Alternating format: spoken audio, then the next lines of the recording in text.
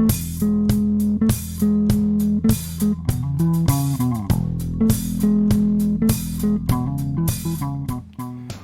right, welcome back to week 3 of our Exodus series, and I have 2 things for you, and I'm going to try to keep this video within 3 minutes, so wish me luck. All right. 1, if you are a small group leader, which you are because you're receiving this video, we wanted to let you know that in the past we have allowed small group leaders, or have encouraged small group leaders, to develop a one-off opportunity for their small group to do something together. In the past, we used to take the entire student body to Busch Gardens, and it was super expensive with transportation and ticket costs. That we eliminated that from student ministry, but we never replaced it with anything. And the vision and the hope of what we want to take that budget and to reapply it would be to our small groups and to their students. In years past, we had a small group do an escape room together. We had 3 small groups go and play paintball together, and I remember did a barbecue with one group. We ordered the food. So essentially, if you and your small group want to get together and plan a one-off event, just you and your small group, or maybe include another small group with you, that's fine as well. The budget's about $25 per student.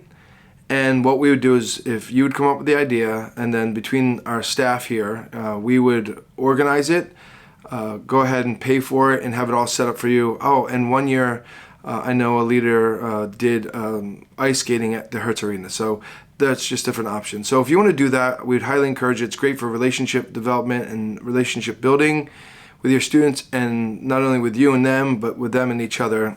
And we found that it's really helpful in developing community within small groups. So that is for you to take advantage of. I'll bring this up again and mention it multiple times, but I want to get you at least thinking about that. Reach out to me if you're interested, and maybe we can even help brainstorm and plan. Okay, so that's that.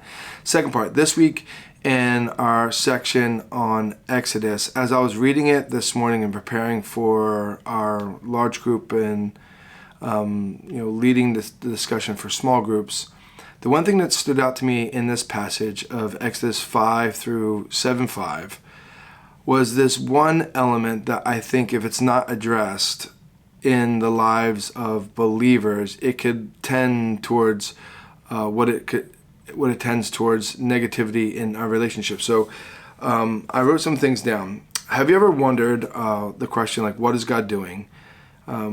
What is our foundational footing that allows us to work through circumstances that contradict what you thought God should be doing, or what you thought God would do? You thought he should do this, but reality seems to be pointing in a different direction. So what is the root source of this disequilibrium? It comes down to one thing. It's the source of relational strife. It affects our relationship with God. If we don't identify it and learn to work through it, it will always have its negative impact in our lives, like emotional distancing, misunderstanding, strained communication, eroding intimacy, resentment, and the breakdown of trust. So what is this ugly beast that I'm talking about? It is called unmet expectations. We've all had them. I'm sure you could tell your stories as well. Times where you were maybe at a job, you thought you'd be celebrated and nobody brought it up. Christmas time, birthdays roll around, you thought you'd get this event or this experience or this gift, and you're underwhelmed by the reality of what transpired. Unmet expectations is often the source of a lot of relational strife. And that's true with us as person to person, but I believe it's just as important with our understanding of who God is. And as I was reading through Exodus, reading about the narrative of how God allowed suffering in the lives of the Israelites, that when he was about to perform deliverance, it got harder. They withdrew resources from the slaves and made them work harder. Their quotas increased. And, God, what are you doing?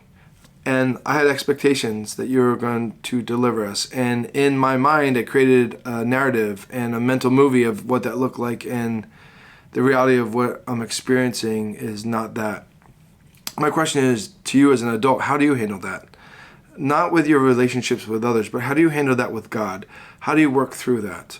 Have you had unmet expectations that has created a distance and a relational strain and relational intimacy to be hampered because you had expectations? And how did that materialize? How did it work out?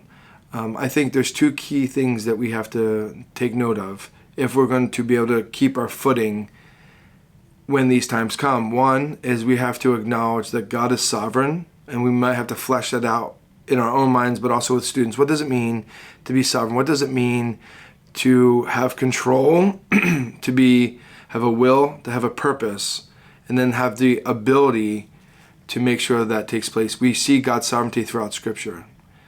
We also have to acknowledge that God is loving, and that later on in this book we're going to read where God reveals himself, and I copied it because it's important. When God reveals himself to Moses, he said, I'm compassionate, I'm gracious God, slow to anger, and abounding in faithful love and truth, maintaining faithful love to 1,000 generations. I mean, in other words, my commitment and my covenant doesn't expire easily and in time. It doesn't expire because my commitment is firm. Okay, if those things are true, God is sovereign, God is love, compassionate, and kind, how do we reconcile that with the fact that life often seems to contradict those statements? And as you live long enough, and that's the advantage of leaders, you've lived long enough to see how both of those can be true. That a loving God and a sovereign God can allow difficulty to come into our lives. And if we're patient and we're trusting, we know that we will see the promise of Romans 8, that he'll turn all things to good for those who love him and are called according to his purpose. And there's so many narratives in Scripture where that is true. But the question is, in the moment when this is taking place, you have to be able to wrestle through these things. So maybe that's something you want to talk about in your small groups this week, the idea of unmet expectations and how they affect our relationship with others, which is important to address. But also, as equally important, and maybe even more important, is how does our unmet expectations affect our relationship with God? So something to consider. I don't know if I kept it within a few minutes. That was my goal. Two things: announcement and unmet expectations. All right, look forward to seeing you this week. Have a great rest of your day. See you guys all Wednesday.